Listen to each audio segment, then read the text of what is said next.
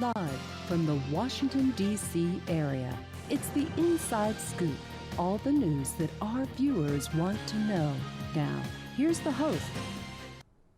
Good evening. Welcome to the Inside Scoop. I'm your host, Lindsay Davis-Stover. And tonight we're going to have a discussion about the Fairfax County Police Civilian Review Panel. And with us this evening, we have Holly Dona and Jimmy Bierman, who both serve on the panel. Thank you so much for being with us tonight. Thank you for having us. Well, let's start out. Tell us what the panel is and how it was originally formed. Holly? The panel was originally formed as a result of an ad hoc commission, which the Board of Supervisors created in 2015. And they created it because there was a concern in the community. There was a lack of transparency and accountability in the police department at that time. And so the ad hoc commission made several recommendations. Two of the recommendations were for there to establish a civilian review panel, a 9-member civilian review panel that would look at civilian complaints about police actions that involve serious misconduct and abuse of authority. And then the second recommendation on review was to create an independent auditor's office to also do reviews, but this time on use of force. Those recommendations went to the Board of Supervisors in 2016, and they voted to establish both an auditor's office and an independent review panel. And the first panel began in February of 2017. Oh, fantastic. So you mentioned there's 9 members. There's 9 members on the panel. And we were talking earlier, all volunteers. All volunteers. And they come from all over the county, various parts of the county. It's a very diverse group, and it was envisioned that way to reflect Fairfax County, which is a very diverse county. Right. And how long have each of you served on the panel? Holly, go first. How long have you been? Well, I was part of the original appointees in 2017, so I'm entering into my 4th year. Great, great. Jimmy, how And about I've been on the panel since April of 2019, so I'm in my 8th month. And it's very time-consuming, considering the time it takes to go through each of these different cases. Is that correct?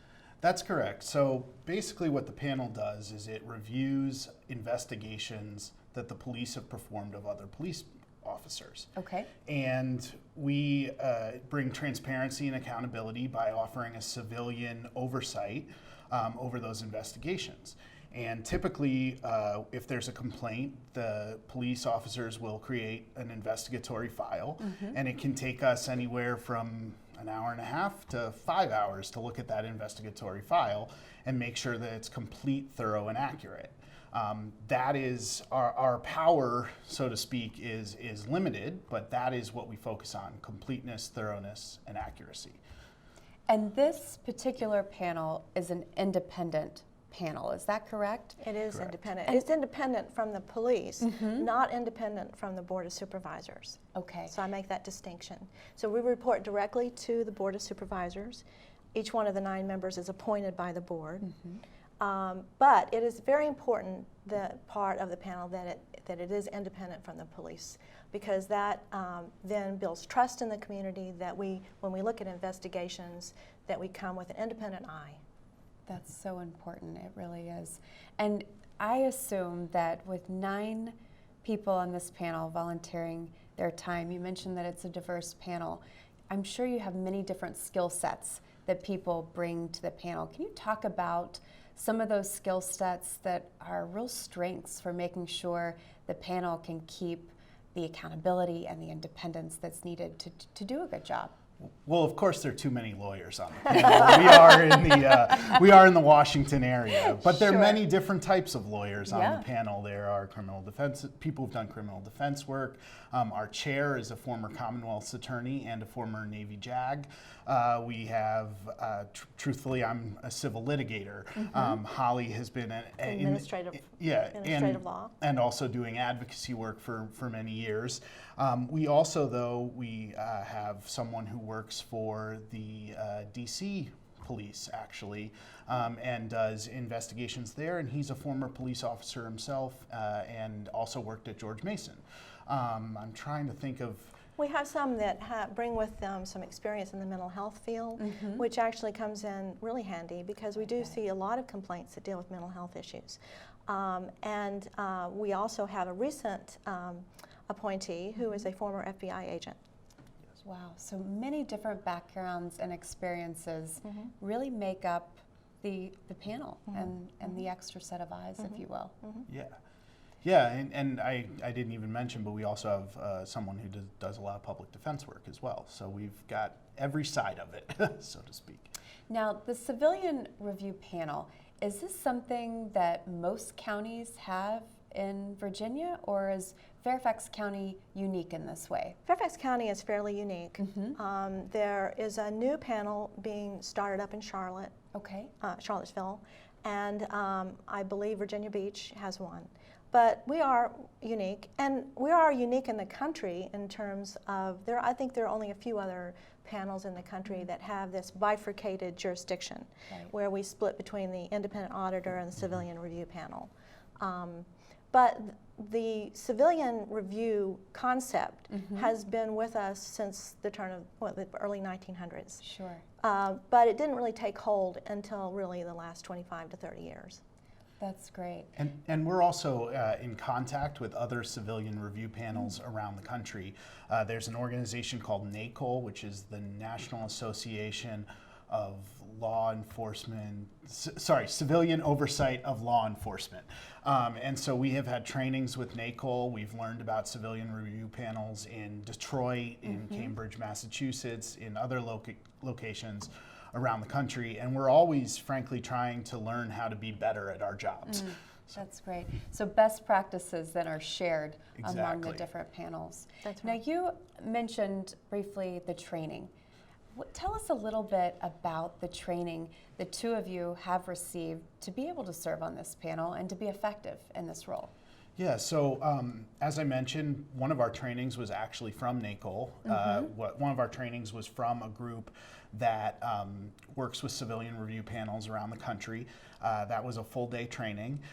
We also recently had a training with the Fairfax Police themselves to learn about everything from hiring practices, implicit bias training that they received, critical incident training that they received, diversion tactics. We even learned about how the Fairfax police officers learn how to use their police vehicle, which is really important. As the person told us, they consider themselves to be driving around a 4,000-pound bullet, and they take very seriously that training as well. And we have kind of learned a little bit of all of that stuff from the police officers themselves. And do you find getting to know literally the day-to-day practices of our police force has been effective in your role in serving as a panel? Has it been helpful in that way? Yes, one of the things that I've done is gone on a ride share. Yes. And most of the panel members have done that. We encourage every panel member to do that more than once because we think it's really important to understand how the police operate in the field and how they operate in their district office, in their districts. And when you say a ride along, tell us, for our viewers that maybe don't know what that is, tell us a little bit about what that entails. Well, you show up at the district office and you are assigned to a patrol officer and you go on the patrol with them. And so they're on for several hours. You can stay as long as you want. You might stay for 2, you might stay for the whole time. Sometimes you go in the evening, sometimes you go on the day shift. I went on a day shift. But we saw everything from, stopping truant boys at a shopping area to ordinary traffic stops, to jaywalking, and then there was a serious accident on one of on the Fairfax County Parkway, so. I saw probably about 6 or 7 different incidents that day. Wow. And you were doing the ride-along for just a couple hours? And I was on for 3 hours, I believe, yes. That's great. That's great. I mean, this is a huge time commitment for all of the panel members. Tell me a little bit, Jimmy, about what it means to you to be able to serve in this role. Well, I just think it's really important, as Holly said earlier, that we have a situation of transparency and accountability with the police.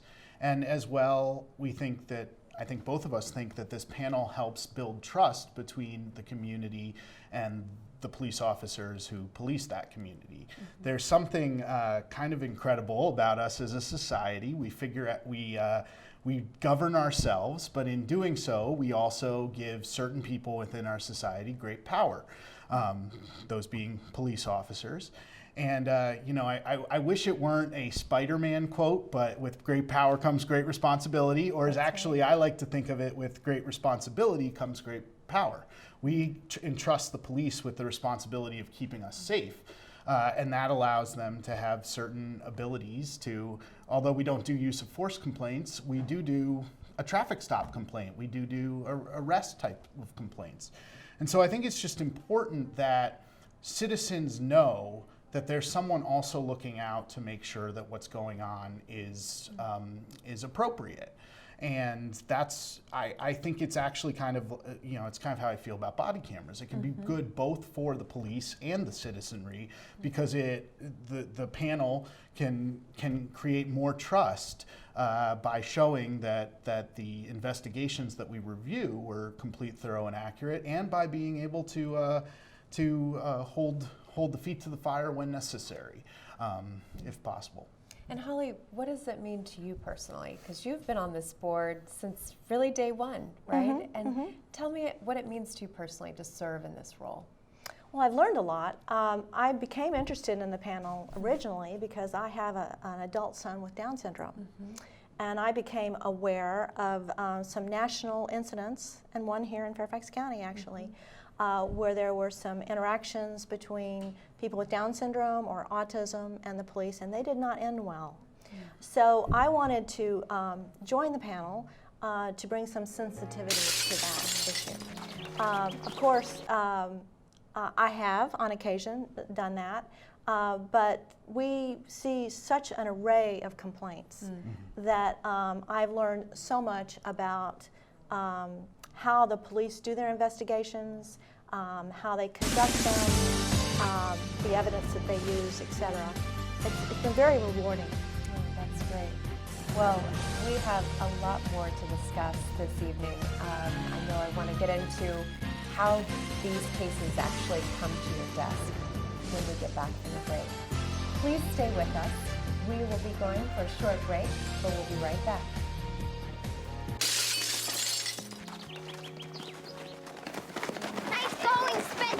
I can't believe we broke Old Man Hennessy's window. Correction, dude. You broke. I just threw the ball. This is really bad. What are we gonna do? Wait. Are you serious? It's my ball, Myrtleback. You're so dead. I'd run away. Yeah, to Uruguay. Kiss your life goodbye. Sorry. Let's go. Dad. See you, dude. See ya. You never mean you're well. Nice one. Some friends you are.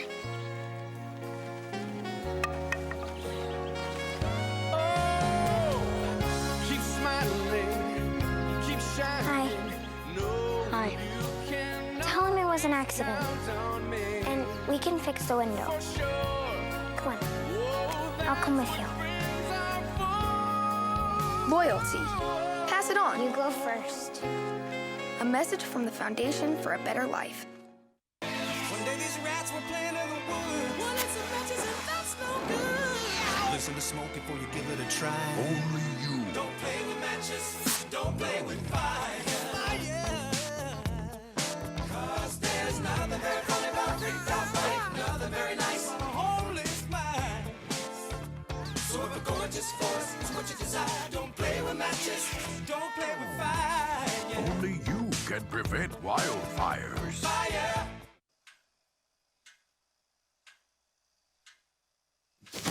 Awkward. I'm the awkward silence. You try to avoid me, then there I am again. But an awkward silence can be a great thing. Like Kelly here is about to demonstrate. You haven't really been yourself lately. Are you okay? Find out how you can help a friend with their mental health at seizetheawkward.org. We're back. to the Inside Scoop. Here again, your host. Welcome back to the Inside Scoop. I'm your host, Lindsay Davis-Stover, and I'm here with Holly Dona and Jimmy Bierman, who are representing the Police Civilian Review Panel here in Fairfax County. Thank you again for being with us this evening. Thank you. And I'm looking forward to continuing this conversation because in the first segment, we really talked about what the panel is. Now I'd like to talk about really what the panel does. And we talked a little bit about some of the cases, but if you can tell us what types of cases in particular that comes before the panel, I think that would be really helpful as we work through the process of how these cases come about. Our scope of authority is limited to cases of serious misconduct and abuse of authority. And we define those, I mean, they could run the gamut, but racial profiling would fit into there, racial bias, sexual misconduct, abusive language, false imprisonment, any kind of ethical violation of the police conduct rules or general orders, but it has to be serious misconduct or abuse of authority. And I think that really speaks to the importance of what we discussed earlier is the panel's independence, right? And its ability to create that trust with the community and also provide accountability because you're looking at some really serious cases that could impact people's lives in a very serious way, in a meaningful way. Absolutely. Right. Can you tell a little bit, has there been a case this year perhaps or during your tenure on the panel that really sticks out for you, that maybe the work of the panel really had a meaningful impact in projecting the outcome? Well, we've seen an uptick in some of the racial bias cases that we've gotten in the last year. And I'm thinking of one in particular where we actually had to send it back. As Jimmy said, we don't actually investigate. We don't have staff to investigate. The investigation is all done by the police department, and we review that investigation to determine whether it's complete, accurate, thorough. But in this case, we did think that the police needed to get an independent analysis, legal analysis from the Commonwealth Attorney and the County Attorney on whether the stop was legal, which was the allegation that the stop was not legal because of racial profiling. And so that's the only case that we've actually sent back this year, and it did stand out. We are concerned that when the investigation states that there's not racial profiling, that there be an adequate analysis behind that. Both a legal analysis of, was the stop done with reasonable suspicion and all of the legal hoops that you have to basically look at, go through, and an analysis. Right. But also evidentiary evidence that they use, like statistical evidence, that be meaningful and that the statistics be compiled in a way that's fair and accurate. And that's a perfect example of sort of our power, how it's limited, but how it can also have effects. Right. Because I recall that soon after that, we had another complaint, which also dealt with the question of whether or not the behavior of the police was legal. And in that complaint, before we even asked for it, there was an opinion from the county attorney's office. I think we'd always like one from the Commonwealth's attorneys as well. And actually, I think in that one there was one from the Commonwealth's attorney's office explaining why what the police had done was legal and within their ethical bounds. So it's just sort of our ability, it might be one case and it might seem like it's only about one case, but it's about also the next case. It's about always knowing that the types of investigations that we're getting are going to be improved. When I tell people about the panel, I often joke about the situation where You know, let's say there was a claim of racial profiling or racial profiling in a traffic stop. And let's say we reviewed the police investigation, and they'd interviewed the police officer, they'd interviewed the driver, they'd interviewed the person standing at the parking meter next to the car, they'd interviewed the guy across the street, but they didn't bother to interview the passenger in the front seat. That's the perfect example where we would send that back and say, but you didn't interview the guy in the front seat.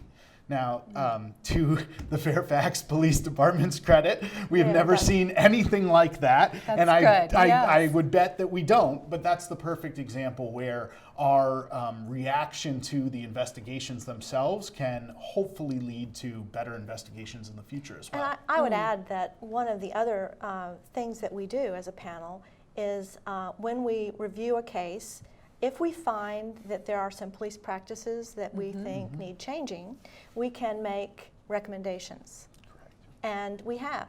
So we have just now compiled and are ready, I think in the next week or so, to put online the status of all the recommendations and how they've been implemented or not implemented in each case. What's an example of a recommendation that the panel would put forward? Well, I'll give you an example of a couple that the police have actually made changes and as a result of our concerns. One was in the area of statistical evidence. We noted that perhaps their chief statistical unit, which was not part of their investigation unit, was not brought in to do an analysis from a statistician point of view. So we asked that happen, and that has happened. So now they bring in the chief statistical unit. One other thing was we had a case, it was a traffic accident. And out of that case, we made the recommendation that the discipline of officers be put out online or out for countywide dissemination, leaving out the name of the officer, but listing the discipline that was put out there, so that other officers can learn from their other fellow officers' mistakes. So really, in that case, providing more transparency, Yes. both within the police department, but also in the community Yes. as well. Yes. And we not only have the opportunity to put out statements like that in our reports, but also, as Holly can tell you, we also meet with the Board of Supervisors and the Chief of Police once quarterly. And usually it's the chair and the vice chair who go, but everyone on the panel is often asked whether or not we have anything to contribute to the quarterly meeting, which gives us an opportunity to discuss with the board whether, say, we need a change to the action item, which just recently happened, so we probably won't have to talk about that for another year. But we do have this relationship with the Board of Supervisors that is quite good, and we also, in a lot of those conversations, we were also talking to the Chief Rossler and Chief of Police. Yes, out of those quarterly meetings did come a change in the action item. And another major improvement, one of the things we noticed after watching many of the letters that were sent to the complainants by the police after the investigation was completed, that those letters were perfunctory, just saying that we did not find any substantiation for your allegation, and that was about it. Sometimes some letters were better than others, but on the whole, there needed to be an improvement. So we made a recommendation that the letters that go to the complainants, telling them about the findings of the investigation, be a meaningful letter and substantive in terms of what the findings are, so that the complainant then can determine whether or not they want the panel to review the case. The other thing that the action item, we were restricted in the language of the original action item, the panel itself and our review reports, in talking about certain things in the file itself, the investigation file. Now we're able to talk about most things with certain exceptions that would protect police tactics and confidentiality things, which are reasonable. But now we are able to talk about a lot of the facts and the circumstances in the investigation, so that the complainant and the general public can know exactly what happened and how the police conducted their investigation. That's great. And you talked a lot about, Jimmy, having a close working relationship with the Board of Supervisors. In a way, is this panel at times, I mean, are they subject matter experts when supervisors are thinking about policy changes or creating new policy? Are you able to be a resource to the Board of Supervisors in that way? We try to be. We hope they'll treat us as a resource. Sure. We hope they'll listen to what we say. But yes, that's definitely the case. We are trying to come up with better practices, with better ideas of how to have a better relationship between the community and the police department. We sometimes, not always, but we have chiefs of staff of various supervisors will attend our police civilian review panel meetings. I mean, beyond even all of the sort of formal work we do, you know, in the middle of our meetings, we have discussions about what we might want to have changed. And if the chief of staff of one of the supervisors is sitting right there, then that has an impact as well. In fact, the police officers themselves often come to our meetings. The head of the IAB comes to every one of our meetings. Chief Rossler's been at our meetings. We've had direct access to tell Chief Rossler how we felt about things at times. So there's a lot of back and forth between all of these entities. And look, we're doing our best. We hope they treat us as a resource. We have three main ways that we communicate with four main ways we communicate with the board. Primarily, we communicate through our reports, Right. both at our review reports, but also at the end of the year, we do an annual report to the Board of Supervisors. It goes directly to the board. And in that annual report, we not only do a survey of our year of the kinds of cases that we've seen, but we talk about trends. We talk, if there are any, and then we talk about recommendations, policy recommendations that we would make to them. So that's one way that we do that. We also have these quarterly meetings, which are very important, but also the open meetings, which I would say to the general public are open to everyone. And if you can't come to a meeting, you can hear them online by going to our website, and then there's an audio clip that everyone can listen to. Fantastic. And your annual report, is it also open to the public? Absolutely. It's posted online. And when will that be submitted to the Board of Supervisors? So I think the June meeting is when we usually present it. Okay. It's due in March, I think, or April. And is that also available online Absolutely. for our viewers to take a look at? Good. And tell us online where they can go to find that. Is it the Fairfax County website? Yes, it's the Fairfax County website. If you Google Fairfax County Police Civilian Review Panel, you'll get right there. I don't exactly know the perfect URL, unfortunately. Well, please stay with us. We'll be right back. Your time is gonna come. Your time is gonna come.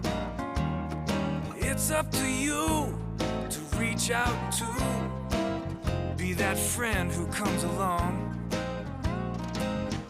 Your day is gonna come. When you make a friend, you make a difference. Your day is gonna come. Friendship. Pass it on. A message from the Foundation for a Better Life. Good one, son. Last summer, my new dad took me on vacation. First, we went deep sea fishing. Wow! I'm so proud of you, son. And then we went on Thunder Shark. That was awesome! Let's go again. 3 times.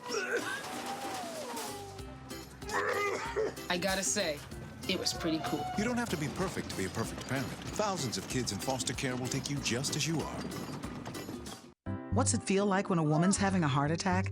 Chest pain, like there's a ton of weight on your chest. Severe shortness of breath. Unexplained nausea. Cold sweats. There's an unusual tiredness and fatigue.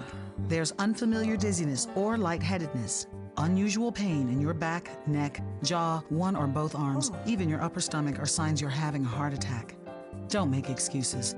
Make the call to 911 immediately. Learn more at womenshealth.gov/heartattack. Operation Wonder Park is a go! There's nothing more powerful than imagination. Honey, have you seen my cell phone? But don't just imagine. My park came to life? Ooh, a plot twist. Use STEM to build, create. She did it.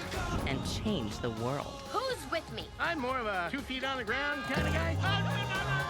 It's gonna hurt tomorrow. If she can STEM, so can you.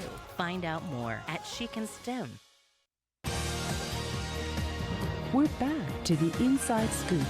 Here again, your host. Welcome back to the Inside Scoop. I'm your host, Lindsay Davis Stover, and I'm here this evening again with Holly Dona and Jimmy Bierman, who are walking us through the work of the Fairfax County Police Civilian Review Panel, the important work, in fact, that 9 members of our panel conduct on our behalf as a community each and every day. Thank you again for being with us and continuing this conversation, because it's so important. I think highlighting the work that the panel does and how the community can get more involved and be more interactive with the work of the panel, I think is incredibly important. And we spent the last segment really talking about the cases that the panel reviews and some of the more impactful cases that you've seen. One in which was racial bias. You've seen an uptick, Holly, as you said, in the racial bias. Do you think there's a particular reason for that, or what do you expect that being an uptick here in the last year or two? I think the general public in Fairfax County is becoming more aware of the panel and the ability to file complaints. So I think that's mainly responsible for that.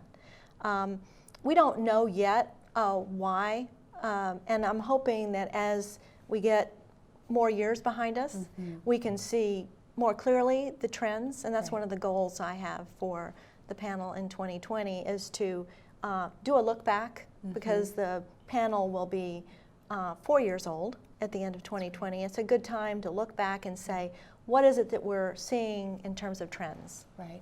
And Jimmy, we've talked a lot about the important work the panel reviews. What is some of the work the panel doesn't review so that our viewers know what's appropriate to send to the panel and what's not? So first thing, we do not review any use of force complaints. Okay. The use of force complaints are conducted by the independent police auditor, and he looks at the use of force complaints, former FBI guy, and he handles those complaints in particular. So use of force does not go to the panel? Does not go to the panel. Okay. What goes to the panel are the complaints that have to do with abuse of power other than use of force. Okay. The other thing that the panel can't do is it can't really investigate on its own. We're not subpoenaing people. We're not bringing in witnesses. There are some witnesses who appear at our public meetings, but that's not exactly what we're doing. The other thing that we can't review are other jurisdictions. And what I mean by that is, like, we don't review the town of Herndon Police. We don't review the sheriff's office, which is itself underneath the sheriff, who's a constitutional office in Fairfax County and not underneath the Board of Supervisors. We are a creature of the Board of Supervisors. And the last thing that's important is that we typically do not review complaints that have come at more than 1 year after the incident. We can only review a complaint that's come more than 1 year after the incident for good cause shown. And good cause is, I admit, determined by us. But this is something that we think is important because we want to keep the process moving. And it just it sets a timeline for when witnesses' minds are fresh, when police officers are able to fully investigate things. And similarly, if there is a police response, a response from Chief Rossler, a response from the office itself, we typically, again, are not going to be re-reviewing that response longer than 60 days from the response. Because we actually get two types of requests at times. We get initial complaints, which say, you know, this is what happened to me and this is why I'm angry about it.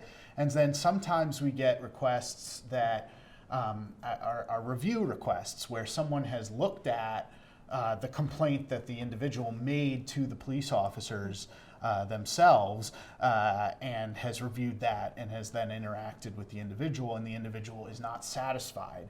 That's again how we offer transparency and accountability, because the individual could say, I just don't really trust that situation. We're going to have we'd like to take that to the civilian review panel as well. So, and the two types of cases, walk us through how those are filed. I mean, how does that eventually come to your desk for both of you to review? Walk us through that process. We basically, as Jimmy said, we receive two types of complaints. Ones that are filed with the police themselves and ones that are filed with us. We call those that are filed with us initial complaints. And what happens with those is, because we don't investigate, we refer those directly to the police department for investigation. And they have 60 days to complete that investigation. They can ask for an extension of time if they need it for good cause, but primarily they have 60 days. At the end of that 60 days, they write a letter, which we call a disposition letter, to the complainant, telling the complainant what the findings were and the reasons for the finding. At the end of that letter, there's a paragraph that says that the complainant has a right to seek a review from the civilian review panel. So the complainant at that point has 60 days to decide whether or not to file a request for review before our panel. Let's say they file a request, we intake that, and then we have a subcommittee that meets to determine whether or not that complaint is within our scope of authority. Okay. Remember, I said earlier, we can only review complaints that are abuse of authority and serious misconduct. Right. And we've had a few that don't rise to that level, but we base it on the allegation, not on the substance of the complaint. So if the allegation is basically that, we'll probably hear it. And let's just say that we do have the ability to hear it. And then the panel meets, considers the subcommittee's recommendation. They vote on whether to review the case, and let's just say that they vote to review it. Then it's put on the agenda, and probably the next month. And then the 9 members of the panel have that 30 days to go to the police department to review the file. And like Jimmy said, sometimes it's a very thick file. Sure, sure. The file has not only reports, and incident reports and arrest reports and things like that, the mechanics of the investigation. But it also has in-car video sometimes. Sometimes it has body-worn camera, if that's available. And we watch all of that. And so it can take a long time, given if it's a complicated case. Sure. All 9 members have to review that investigation before they can vote. Right. So then the panel schedules it for the agenda. We have a review meeting. The complainant is invited to attend the meeting. Oh, that's fantastic. Yes. So the complainant will watch the voting process and be a part of that discussion. Yes. Right. That's The great. complainant also has an opportunity to review any in-car video or by going to the police and asking for it. So the complainant, if they appear, they will have some time to discuss why they filed the complaint, give reasons for that, and answer any questions that the panel members may have about about the complaint.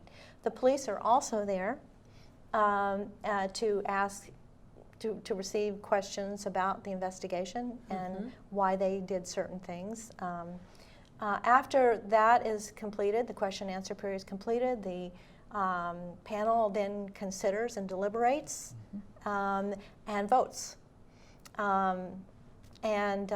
We do entertain dissents and have had a few. And then the chairman assigns a panel member to write the report.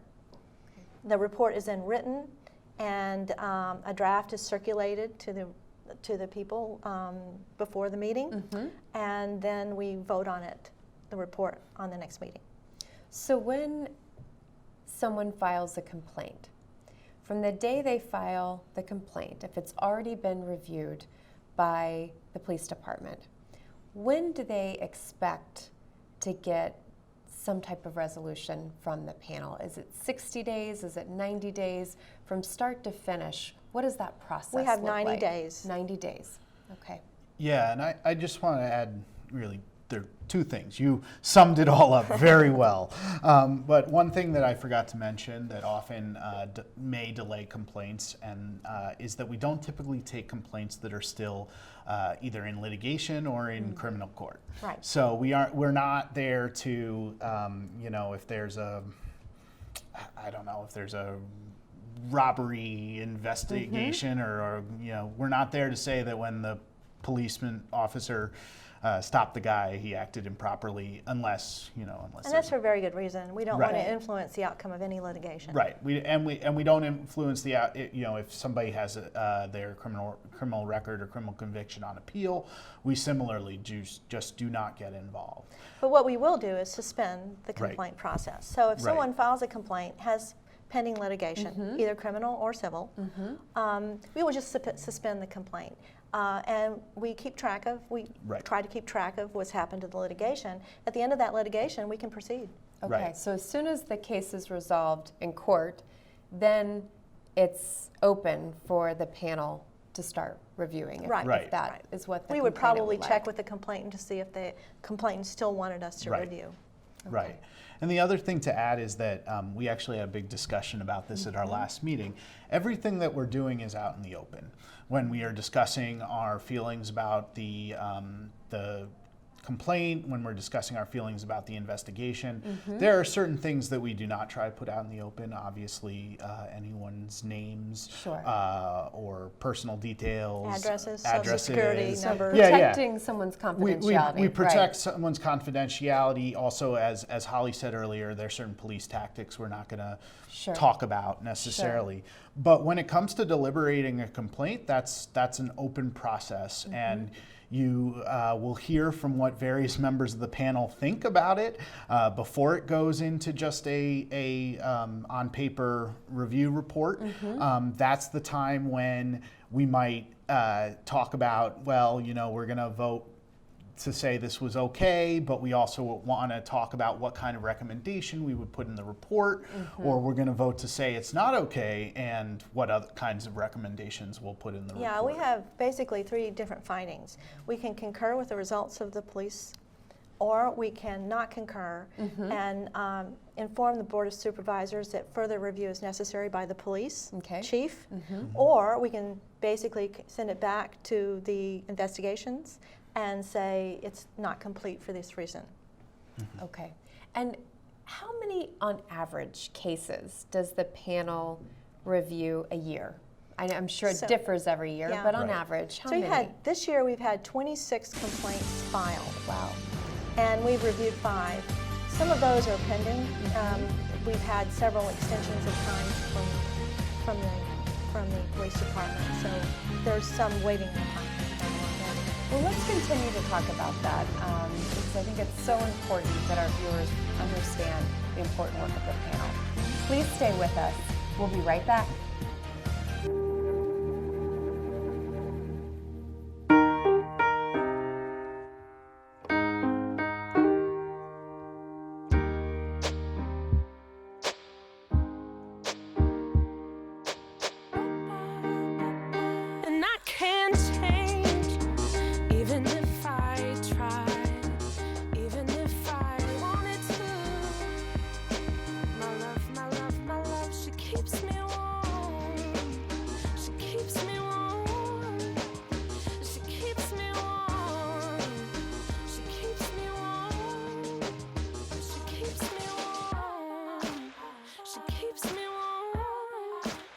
We are neighbors and best friends. I love my sister.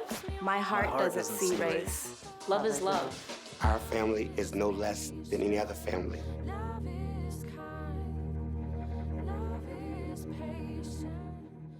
Open road, here comes the Heffley family. Whether it's a short trip or a long haul. Estimated time, 47 hours. They will beg. You're hungry? I'm happy to provide. They will plead. Deep fried butter on a stick. But whatever you do, don't wimp out. Now you're talking. Make them buckle up. He can't hurt. Remember, safety first. Cheese curls, second. Are you orange?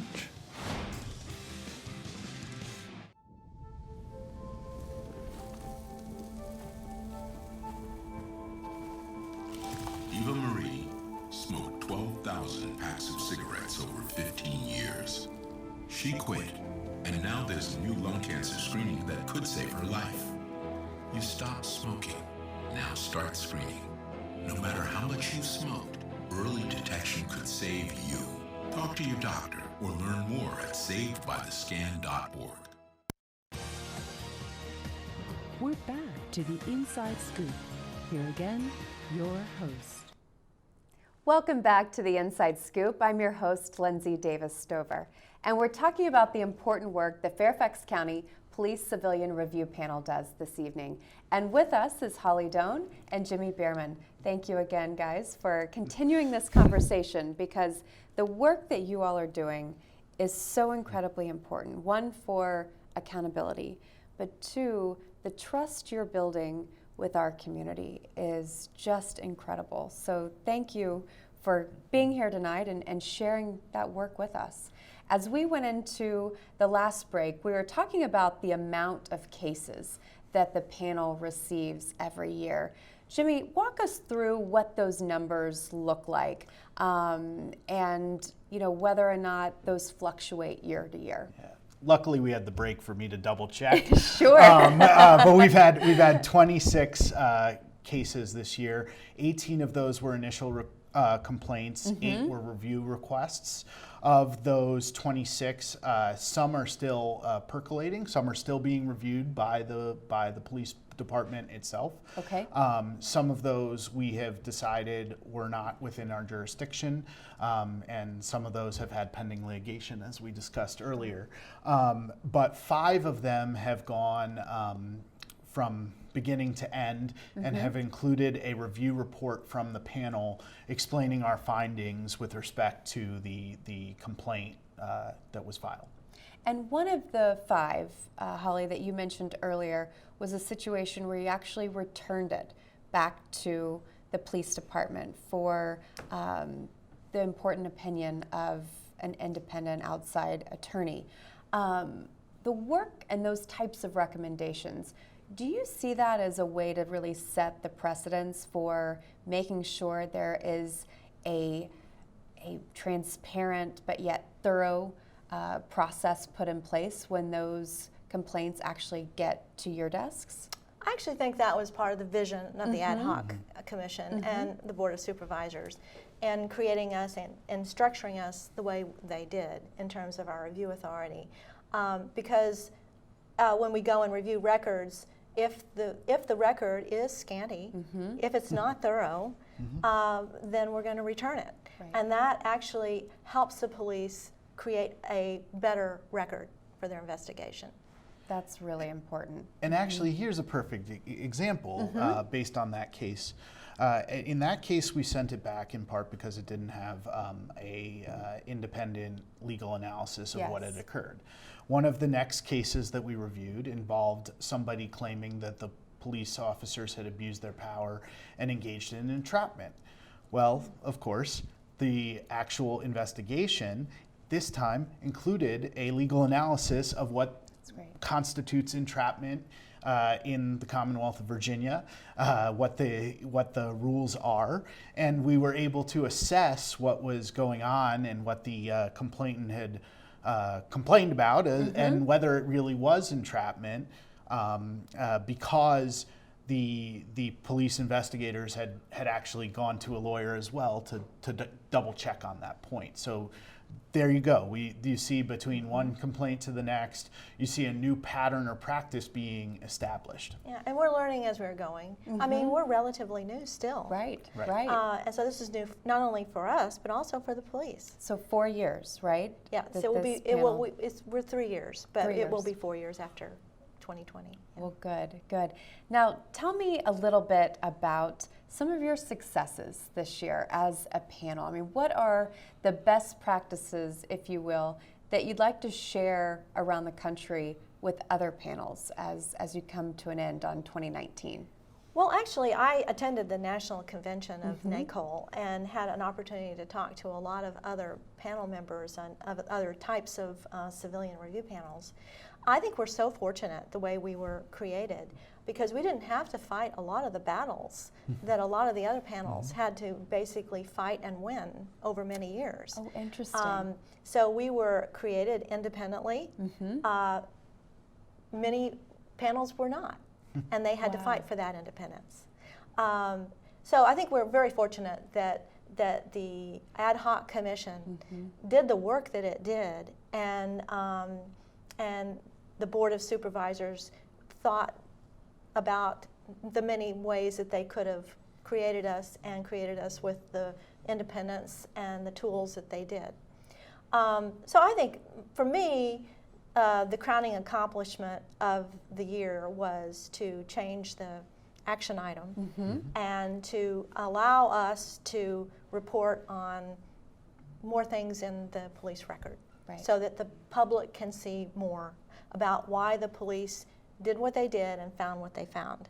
That is really our meat and potatoes, our reports. This is where we communicate to the public.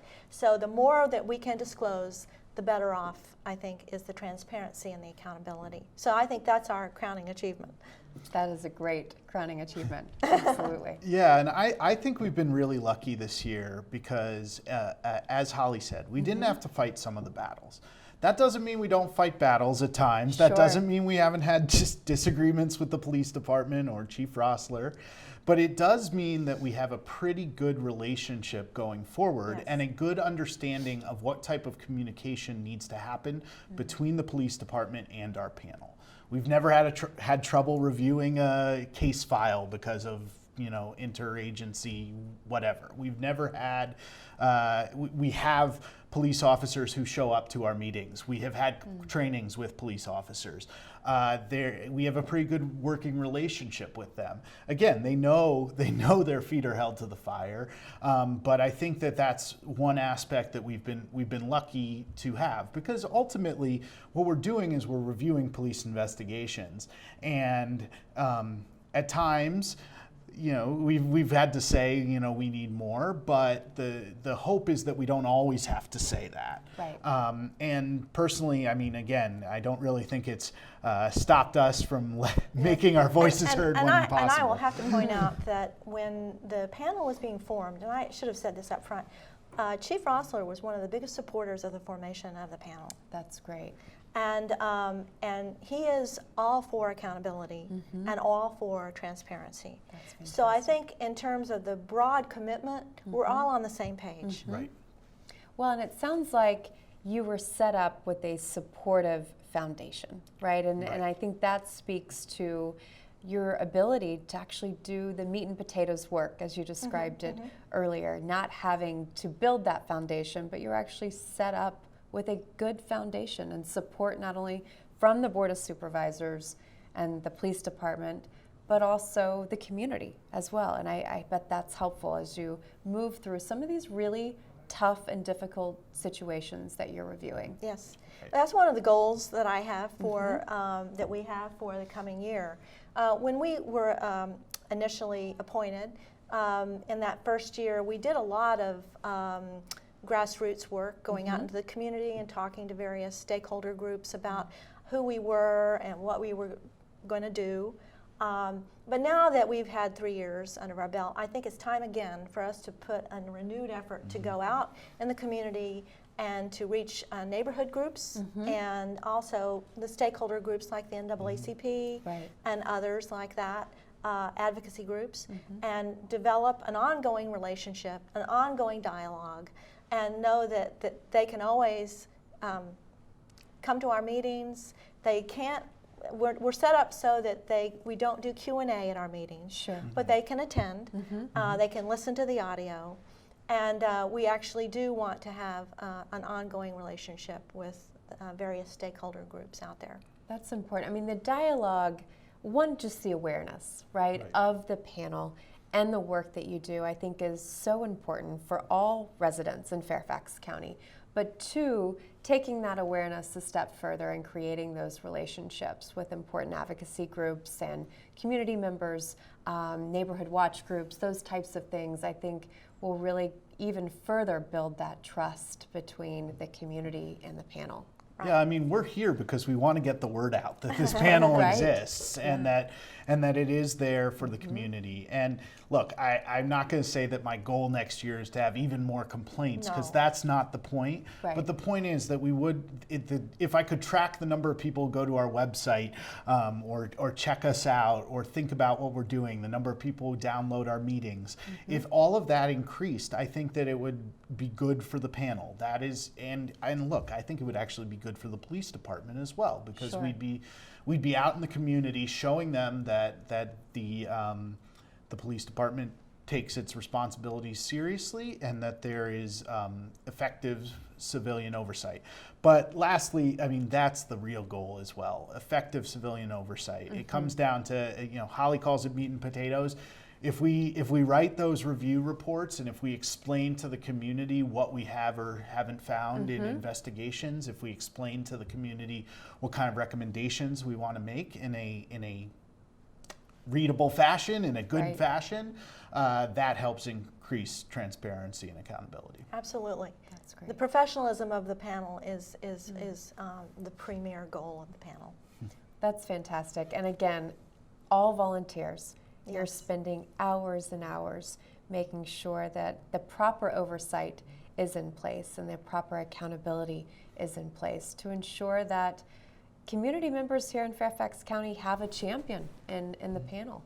And I think that's incredibly, incredibly important. And as you're moving into 2020, we've talked a little bit about raising the visibility of the panel, right, and the work that you do, developing those stakeholder relationships that are so key in developing that trust. Is there ways in which community members can get involved, even if they don't have a case themselves pending? What are some ways that community members can get involved, or perhaps request a meeting with members of the panel just to learn more about the important work you do? Well, all of our meetings are open and they're posted on our website. We have panel members go out to community meetings occasionally, and you can arrange that by calling the auditor's office. Okay. And the staff will help set up that meeting. We really would encourage neighborhood watch groups, like you said, because we haven't done a lot of those. We've done a few, but I think that's some fertile territory for us to reach out into those areas where there are these neighborhood groups that really do want to know what to do if they have a problem. Right. So we can explain that to them. That's great. So that's how they can get involved. And Jimmy, will you tell us the website in which people can go to? The exact website is www.fairfaxcounty.gov/police civilian review. Wonderful. Well, thank you again, both for your commitment to our community and for being with us tonight. And thank you for the important work you do. Our privilege to be here. Thank you. Thank you for joining us. Good night.